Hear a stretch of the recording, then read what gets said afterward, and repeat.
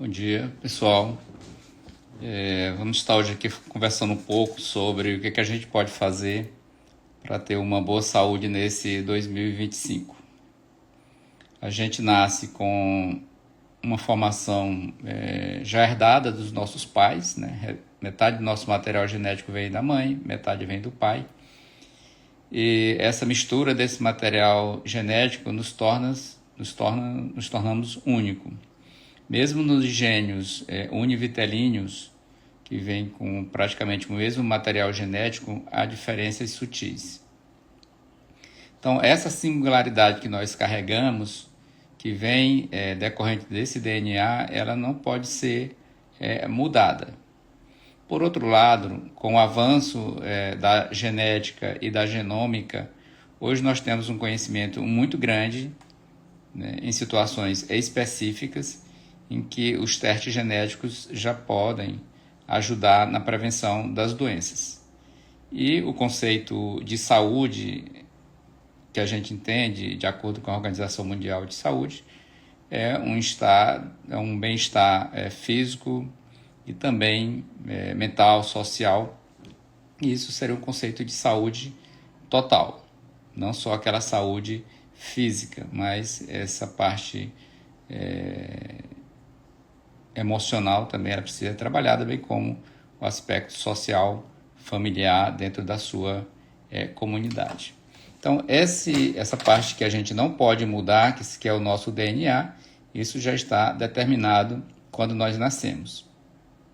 Entretanto, em situações específicas, especificamente na minha área oncológica, em pacientes que têm uma história, por exemplo, de muitos casos de câncer na família, hoje você pode fazer intervenção para que essa pessoa tenha uma saúde melhor, que seria a indicação de testes de predisposição hereditária ao câncer, que pode ser feito coleta da saliva ou do sangue, e com isso determinar se o paciente tem um risco maior de desenvolver um determinado tipo de câncer, e a partir daí você propor intervenções específicas.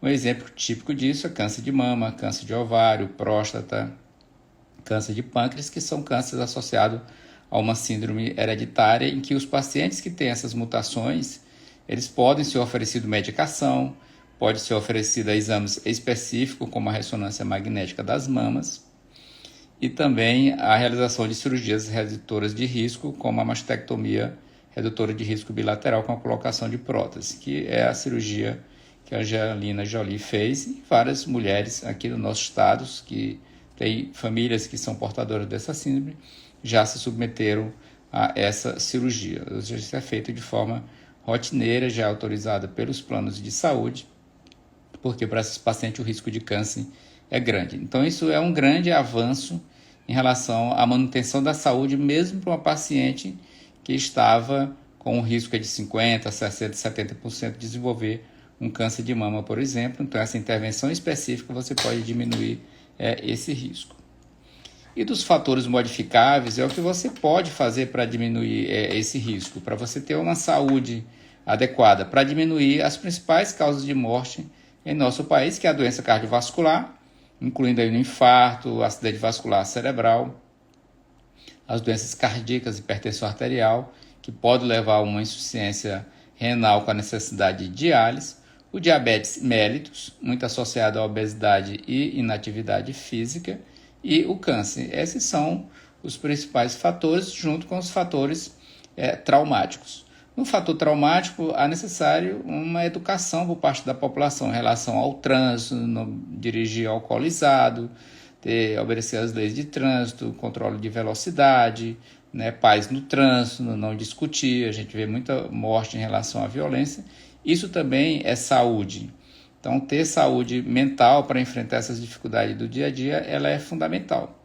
Então, se você é uma pessoa muito irritada, não tem paciência ou está deprimida, é necessário uma avaliação psiquiátrica ou de um bom clínico para que possa tratar essa sua alteração. As pessoas que são assim, elas não são assim porque querem. Eles nasceram com alterações na sua bioquímica cerebral de origem genética e que precisam ser controladas, né, seja com medidas de comportamento para algumas situações e, em outras situações, a utilização de medicamentos que podem deixar aquele paciente numa condição mental, emocional muito melhor para que possa viver em comunidade. Então, morte violenta do trânsito, por exemplo, está muito associado a pessoas que têm o pavio muito curto, né, muito irritadiços, e que a medicação e medidas comportamentais podem melhorar essa saúde dessa pessoa, fazendo com que diminua a chance de eventos fatais.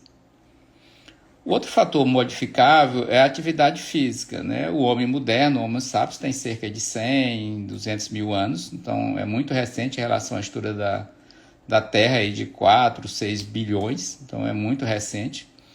E nos últimos 10 mil anos, depois que ele dominou e domesticou os animais e a agricultura, é que ele começou a viver em comunidade. Antes disso, ele era um caçador-coletor que passava o dia todinho correndo atrás da sua comida.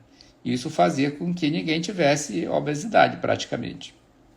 Hoje, com a facilidade que nós temos de alimentação, o acesso, a melhora da condição da população, os alimentos eles estão muito acessíveis, principalmente os alimentos de alto valor calórico, principalmente os industrializados e também os processados, com aditivo de muitas substâncias químicas, o que faz com que a gente tenha uma inatividade física muito grande. Então, esse é um fator modificável muito importante. Não é à toa que todos os médicos, né, quando o paciente chega no consultório, uma das perguntas sempre feitas é se está fazendo atividade física. É importante se movimentar, caminhar, andar de bicicleta, subir escada, nadar, né, correr. Né? E se você puder, que seria o ideal, seria associar essas atividades aeróbicas, né, com a musculação. Pelo menos aí 5 vezes por semana, 1 hora por dia. Isso vai trazer um impacto muito grande na sua qualidade de vida. Não existe nenhuma intervenção farmacológica, terapêutica, que traga o que a atividade física traz. A atividade física vai melhorar o seu humor, né, o seu emocional, vai melhorar o seu sono, vai evitar que você fique obeso, né, melhora a sua disponibilidade, faz com que você envelheça com mais qualidade de vida, né, existem vários trabalhos demonstrando isso muito claramente na literatura médica. Então, essa é uma questão inegociável. O que eu escuto praticamente no consultório todos os dias é um grupo de mulheres que não gostam de fazer atividade física e outro grupo que não tem tempo. Então, é preciso gerenciar esse tempo, encontrar uma janela de oportunidade de fazer atividade física durante o seu dia a dia, de alguma forma. Porque a inatividade física está associada a todos os desfechos de saúde que aumenta o risco da mortalidade. Então, esse é inegociável. Muitos pacientes também dizem que não gostam, mas esse não é questão de gostar, é uma questão de saúde. Se você é um trabalhador rural, um pedreiro, que usa muito os seus músculos, ele já está fazendo a sua atividade física na sua atividade laboral. Mas essa não é a realidade da maioria da população brasileira, que ou está em escritório, ou está dando aula, que são atividades que não consomem praticamente nada de calorias. E isso faz com que você vá ganhando peso, principalmente depois dos 35 anos de idade. E para as mulheres, esse ganho de peso ele vem ainda maior depois da menopausa. A menopausa é um dos fatores que aumenta o risco de obesidade associado à inatividade física. Daí a importância de discutir a reposição hormonal. A mulher chegou na perimenopausa, na menopausa, deve discutir com o seu médico a reposição hormonal. Nós sabemos hoje que a reposição hormonal com hormônios bioidênticos faz com que essa mulher viva mais, com mais qualidade de vida. Todos os trabalhos mostram hoje que uma mulher que faz reposição hormonal, ela tem uma chance em torno de 4 anos a mais de vida em relação àquela que não usa. Além da qualidade de vida, não é só a quantidade, mas a qualidade de vida da mulher que faz a reposição hormonal é muito melhor. Ah, doutor, mas eu tenho medo do hormônio levar ao câncer. Vários estudos têm demonstrado que uma mulher esterectomizada, por exemplo, que usa só o hormônio estrogênio, ela tem, na verdade, o menor risco de câncer de mama, diminui a incidência de câncer de mama e câncer do intestino. E todas essas medicações estão disponíveis no mercado. Então, não há por que ter esse medo. O principal risco da reposição hormonal é de trombose. Esse risco é igual ao risco da gravidez. E nem por isso nós não recomendamos que as pacientes não engravidem. Portanto, a reposição hormonal vai trazer a melhor qualidade de vida, uma quantidade maior de vida, diminuição dos eventos cardiovasculares, da obesidade, além de todos os sintomas da menopausa: irritação, insônia, vagina seca, baixa da libido, perda da massa muscular, aparentemente algum impacto na cognição também. Então a reposição hormonal ela deve ser feita para praticamente todas as mulheres. Um grupo muito pequeno de mulheres hoje não se beneficiou da reposição hormonal. Nós temos aqui já algumas conversas aqui no Instagram, que estão aí nos feeds aí anteriores, falando especificamente desse tema da reposição hormonal, como também da reposição hormonal em pacientes que tiveram câncer de mama. Então, esse é um aspecto de saúde para você manter a sua saúde. O outro fator modificável, que só você pode modificar, é a alimentação. Eu sempre digo para os meus pacientes, quando você for no seu mercado, no seu supermercado, não vá com fome. As pessoas que vão fazer o supermercado com fome, eles terminam comprando mais alimentos e principalmente mais alimentos calóricos. Nós sabemos que quanto mais natural for a alimentação, menor o risco de todos esses agravos crônicos que levam os pacientes a um óbito mais precoce.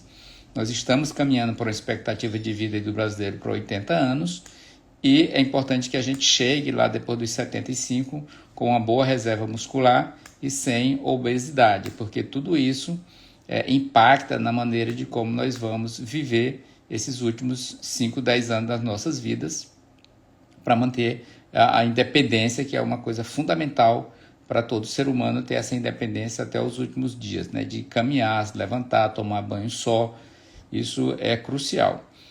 E a alimentação saudável hoje, doutor, mas tudo tem agrotóxico. Ok, lave ao máximo os seus alimentos, consuma os alimentos de preferência não industrializados. Quanto mais industrializado é uma população assim, que consome alimentos industrializados, maior o risco de todas essas doenças.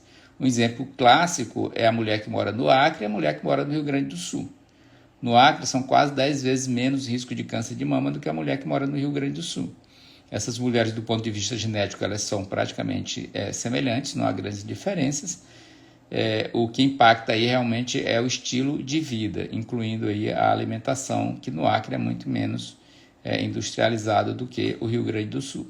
E tem vários estudos no mundo afora que reportam isso também. Então, comer frutas, verduras, legumes, carnes brancas e peixe, frango, carne vermelha as 2 vezes por semana. A carne vermelha ela é responsável pelo fornecimento de vitamina B12, que é uma vitamina que, quando baixa, está associada a distúrbios neurológicos, então ela é importante, e também a anemia. Então, diminuir alimentos industrializados, processados, é fundamental para que a gente tenha saúde. Então, atividade física, alimentação. O álcool é outro fator associado ao aumento do risco de câncer. São vários cânceres associados ao álcool pela própria ação do metabolismo do álcool em danificar o nosso DNA. A gente sabe que o câncer é uma doença hereditária, ou uma doença genética, em que há alteração do nosso material genético, e o álcool causa isso. Além disso, né, o alcoolismo crônico, né, pode levar a cirrose hepática, câncer hepático, de pâncreas, né, que são condições muito graves, além da desagregação familiar que o alcoólatra tem. E é um tratamento realmente muito difícil, né, o controle do alcoolismo. Então, diminuir ao máximo o consumo de álcool e, de preferível, zerar. O outro fator é o fumo, né? Isso é preocupante ainda em nosso meio, agora com os vapes, com os cigarros eletrônicos, isso tem recrudescido. A gente estava numa tendência de diminuição mundial no consumo do tabaco, mas isso tem agora com os cigarros eletrônicos aumentado, sobretudo entre os jovens abaixo de 40 anos de idade, e isso com certeza vai aumentar o número de doenças enfisematosas do pulmão e também câncer. Não só câncer de pulmão, né, mas praticamente quase todos os cânceres estão associados ao tabagismo. Estima-se que 1/3 dos casos de câncer sejam decorrente do ato de fumar. Câncer de cabeça e pescoço, do pulmão, esôfago, de pâncreas, bexiga, ou seja, uma quantidade enorme de tumores que estão associados ao ato de fumar. E o ideal realmente é a pessoa nunca fumar, porque pode ficar uma dependência química e física do fumo, e isso é muito grave.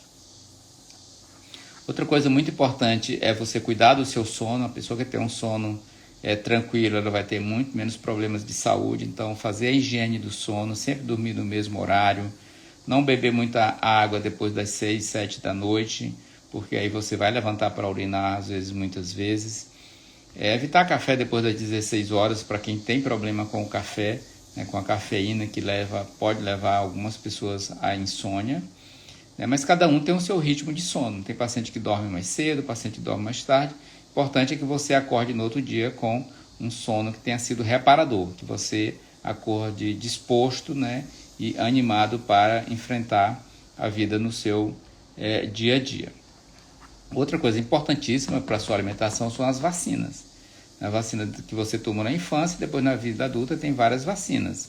Vacinas que podem, inclusive, diminuir o risco de câncer, como a vacina da hepatite B e a vacina do vírus HPV, que agora está disponível até os 45 anos de idade nas clínicas privadas.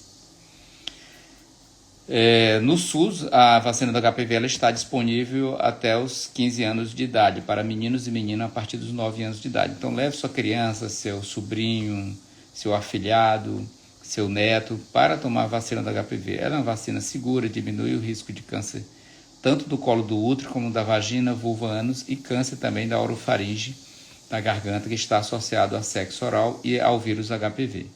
No sistema público, é uma vacina com 4 vírus, que diminui em torno de 70% dos cânceres de colo do útero, e no sistema privado já existe uma vacina com 9 vírus, é uma vacina ainda muito cara, em torno de R$3.000, e que diminui 90% dos casos. Mas uma cobertura de 70% já está muito boa, portanto, não deixe de levar suas crianças para os postos de vacinação.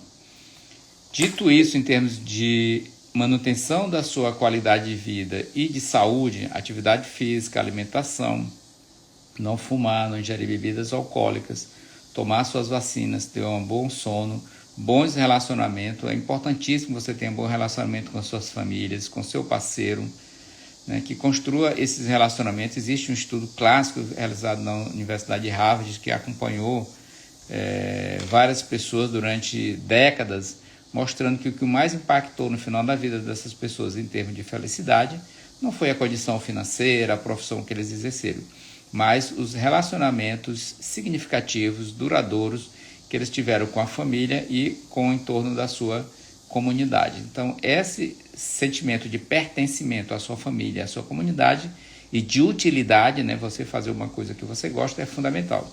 Por isso, para quem ainda não tem uma profissão definida, é crucial que você escolha uma profissão que te vai fazer feliz. Porque você acordar todo dia para ir trabalhar numa coisa que você não gosta, isso vai te massacrar, vai com certeza levar a alterações emocionais, alterações que levam a alterações físicas, aumenta o seu nível de adoecimento, portanto, a sua saúde fica bastante comprometida se você vai passar a maior parte da sua vida fazendo uma coisa que você não gosta. E por último, e não menos importante, dito tudo isso e você está saudável, você vai precisar de poucos médicos, porque você não vai ter a chance de você ter diabetes, pressão alta e câncer, vai diminuir de forma significativa, então você não vai precisar de ir tanto ao médico. A intervenção médica as intervenções em saúde que mais levaram ao aumento do prolongamento da nossa longevidade, que na década de 40 a média era de 40 anos e agora estamos chegando aí depois de 80 anos, da década de 40 a uma expectativa de 80 anos de vida, foi o saneamento básico, as vacinas, a diminuição da mortalidade infantil e o surgimento dos antibióticos. Esses foram os fatores que mais impactaram para a gente estar vivendo mais. Não são os exames médicos. Os exames médicos eles podem ser importantes, mas o impacto deles é pequeno para uma população que se cuida. Então, se você tem 50 anos de idade e não sente absolutamente, o impacto dos exames para você ele é muito pequeno. Mas há uma recomendação para que você faça exames basais, mas não essa loucura de ficar fazendo centenas de exames de 6 em 6 meses, se você está tudo ok. Fazendo atividade física, sua pressão está normal, você se come bem, não tem obesidade, não fuma, não bebe. Então, você está numa condição realmente de saúde muito boa. Nós vamos abordar aqui o que nós recomendamos para as mulheres, Então, uma mulher, a partir dos seus 25 anos, se ela tem atividade sexual, ela deve fazer o seu exame de Papa Nicolau a partir dos 25 anos, durante 2 anos, depois só a cada 3 anos. Não há necessidade de ficar fazendo exame de Papa Nicolau de 6 em 6 meses, colposcopia, ultrassom transvaginal, se o paciente é assintomático. Isso é uma prática médica, não há nenhuma recomendação científica para isso para os pacientes assintomáticos. Se você tem sintomas, aí muda o patamar, aí vai para uma investigação, diagnóstico e tratamento de acordo com o que foi encontrado pelo seu médico. Mas para uma mulher saudável, em relação ao câncer do colo do útero, é isso. Existe agora o exame chamado genotipagem do HPV, que é um exame também que colhe igual o Papa Nicolau, colhe no consultório, e esse material é submetido a uma análise do DNA para encontrar se a paciente tem ou não é portadora de infecção crônica pelo vírus. E com isso, né, problemazinho aqui na conexão, e por isso esse exame só é recomendado fazer a cada 5 anos. Então ela pode ser começar aos 25, 30, 35 e assim por diante aí até os 70 anos de idade. Esse exame ele já foi aprovado pelo Congresso Nacional aqui do Brasil para ser incorporado no SUS. Estamos esperando a regulamentação das leis para que ele seja implementado no Sistema Único de Saúde. Isso vai ser uma grande vantagem, porque a paciente só precisa fazer esse exame a cada 5 anos se ele for normal. Quando esse exame é negativo, a chance do paciente ter um câncer do colo do útero nos próximos 5 anos. Então, é crucial realmente essa prevenção do câncer do colo do útero, que ainda hoje atinge 500 mil mulheres no ano, né, levando aí muitas mulheres numa idade ainda jovem, deixando filhos órfãos, né? Então, isso também é crucial. Em relação ao câncer de mama, né, que é o câncer mais frequente da mulher brasileira, a mamografia a partir dos 40 anos, que pode ser feita a cada 2 anos, a nossa sociedade recomenda anualmente. Para aquelas mulheres que têm uma mama muito densa, a associação da ultrassonografia aumenta a taxa de detecção. Se tem caso de câncer na família, a mamografia deve ser iniciada 10 anos antes do caso mais jovem, mas não antes dos 30 anos de idade. A mãe teve câncer de mama aos 40 anos, a filha deve começar aos 30 anos, bem como uma avaliação médica, de preferência com o mastologista. O câncer do intestino ele é o segundo câncer mais frequente na mulher e no homem. Então, a partir dos 45 anos, agora é recomendado realizar o exame chamado pesquisa de sangue oculto nas fezes, que pode ser feito anualmente, ou que é um exame mais simples e mais barato e não invasivo, ou a colonoscopia, que é um exame que é feito pelo ânus para avaliar todo o intestino grosso. É feito sob anestesia, há necessário de um preparo, há um risco de óbito por conta da anestesia, mas é um risco muito pequeno, geralmente estimado 1 para 100 mil casos. Há risco de perfuração do intestino de 1 para 10 mil, mais ou menos, nas melhores séries. Mas ele é um exame que tem a vantagem de se encontrar algum pólipo, já retira e ali já resolve o problema do paciente. Então, esses são os exames, são os cânceres que têm mais evidência da diminuição do risco. Em relação ao câncer de próstata, há uma discussão muito grande. Então, se você tem mais de 50 anos, a Sociedade Brasileira de Urologia recomenda que seja feita o exame do PSA e conversado com o seu urologista. Já o Ministério da Saúde do Brasil não recomenda que seja feito de rotina. Se tem caso de câncer de próstata na família, sobretudo em homens jovens, aí abaixo de 60, 65 anos de idade, se seu pai teve abaixo dessa idade, você deve também avaliar com o urologista, inclusive avaliação genética com testes para predisposição hereditária ao câncer de próstata. Para os pacientes que têm a mutação do gene chamado BRCA, eles têm um risco maior, e aí você pode começar o rastreamento mais intensivo desse câncer de próstata aí por volta dos 40 anos de idade.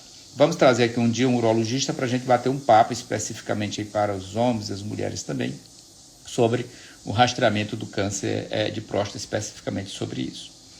Então, de exames periódicos é isso.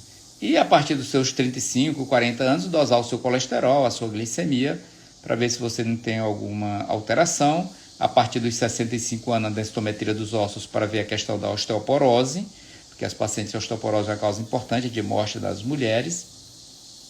Mas é basicamente isso. Nada de ficar fazendo dezenas de exames de sangue, de 6 em 6 meses, ultrassom de abdômen, ultrassom transvaginal, colposcopia, ultrassom da tireoide.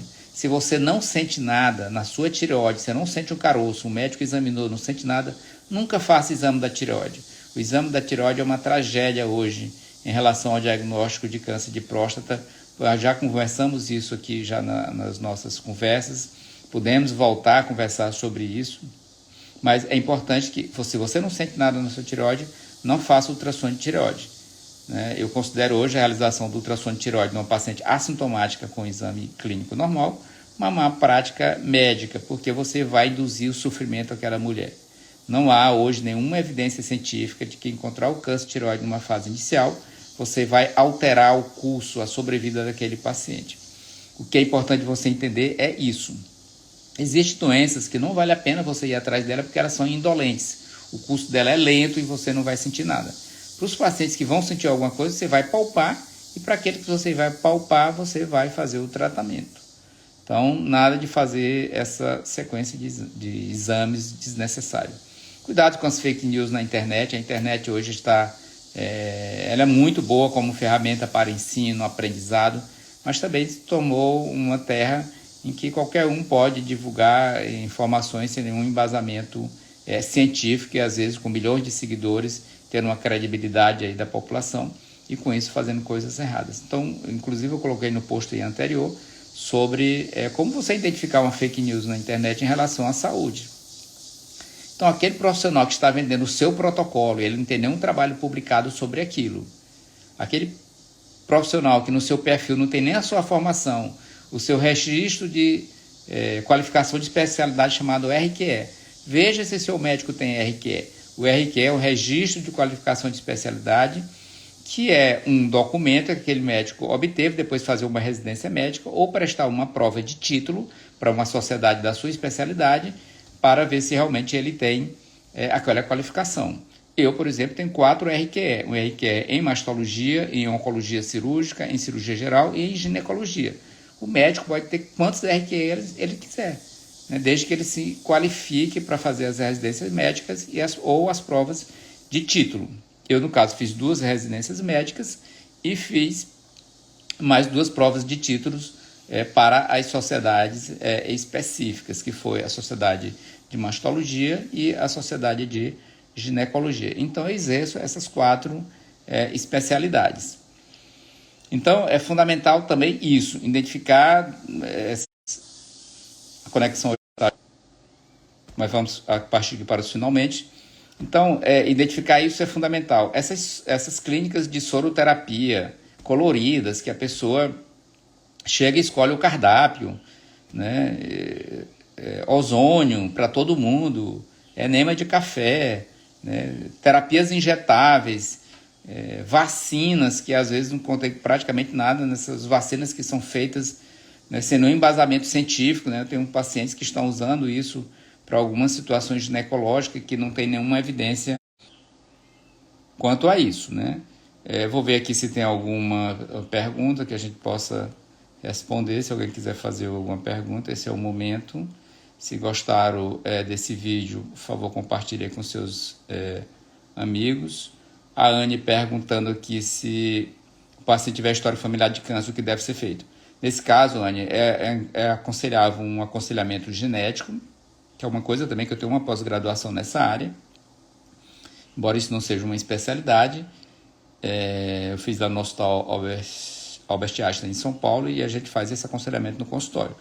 A gente vê qual a história familiar daquele paciente e a partir daí você determina se vale a pena fazer um teste genético para esse paciente. Em algumas situações, os convênios médicos pagam esse teste, ele custa entre R$ 1.700 a R$ 3.000, dependendo do laboratório, e com essa plataforma multigênica, em que vários genes são avaliados, você consegue estabelecer qual é o risco e de qual tipo de câncer estamos falando. E aí você consegue ter medidas específicas. Se o aumento for para risco de pâncreas, você vai recomendar realizar uma ressonância a partir da idade X, de acordo com a história na família. Se for para câncer de próstata, da mesma forma. Para câncer de ovário, existe a possibilidade da cirurgia profilática para diminuir o risco, que seria a retirada dos ovários. A Ceissa aqui, dizendo que eu não sou o médico dela, mas tinha admiração, sou fã. Obrigado, Ceissa. Nós estamos aqui, na verdade, tentando fazer um trabalho de orientação com informação científica qualificada, sem nenhum interesse monetário, né, nisso, e nem de vender absolutamente nada, mas fazer com que a população tenha uma informação qualificada para que a gente tenha uma saúde melhor, com menos exames, menos cirurgias e menos consultas médicas. Uma pessoa que se cuida, ela vai precisar cada vez menos de médico, né? Então, o médico ele é fundamental para que a gente tenha realmente tratamentos em situações graves, né? Então, é importante isso também. A Paula aqui dizendo que é minha paciente. Paula, obrigado por estar aqui conosco, né? Estamos aqui na torcida por você. Vamos ver se tem mais alguma outra pergunta. Então, pessoal, é isso. Em suma, para você ter uma saúde, cuidar do seu dia a dia, enfrentar a preguiça, né, de ir para a atividade física. Muita gente não gosta. Eu, particularmente, não gosto. Se tivesse um comprimido, eu tomaria esse comprimido, mas ele não existe. Hoje eu acordei 20 para as 6 da manhã, já fiz uma caminhada de 1h10. Daqui a pouco eu vou fazer musculação. Amanhã também tem musculação, amanhã tem atividade física. Então é domingo a domingo. O nosso corpo, as nossas células é uma máquina e o principal lubrificante para essa máquina é a gente comer bem, fazer atividade física, não engordar, se relacionar bem, dormir bem e realmente ficar dessa forma. A Cristiane aqui está perguntando se o teste genético der positivo no caso de um paciente com câncer de mama, quais os procedimentos? Cristiane, neste caso, fez o teste e veio uma mutação específica, nós temos vários tipos de mutações relacionadas ao câncer de mama. As principais são a mutação chamada BRCA, que é a principal, depois tem uma chamada PALB2, TP53, SHEC2, ATM, essas são as principais. Nesses casos, para a maioria das pacientes se vai recomendar, geralmente a partir dos 30 anos, a partir dos 25 anos, a realização de ressonância magnética das mamas anualmente, alternada a partir dos 30 anos com mamografia, né, e a gente fica fazendo de 6 em 6 meses alternando para tentar encontrar a doença mais precoce. Pode ser utilizado uma medicação anti-câncer, né, que existe no mercado, que ela bloqueia o receptor de estrogênio e isso diminui o risco de câncer, e pode ser feito as cirurgias redutoras de risco, geralmente a partir dos 30 anos de idade. Seria retirada das duas mamas, colocação de prótese, e para aquelas que têm história de câncer familiar de ovário também na família, que essa síndrome do BRCA está associada a câncer de mama, ovário, câncer de mama em homem, câncer de pâncreas e câncer de próstata, principalmente são esses tumores relacionados com essa síndrome hereditária do câncer de mama.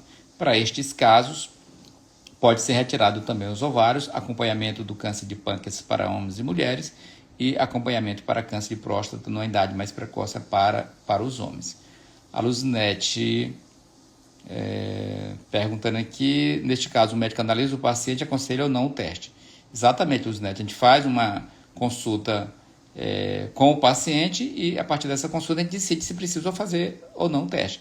Não vale a pena fazer o teste de forma aleatória sem conhecer a história familiar, porque pode encontrar mutações que não têm o que nós chamamos de acionabilidade, ou seja, aquela mutação é a mutação que pode estar associada ao câncer, mas naquela família não tem história.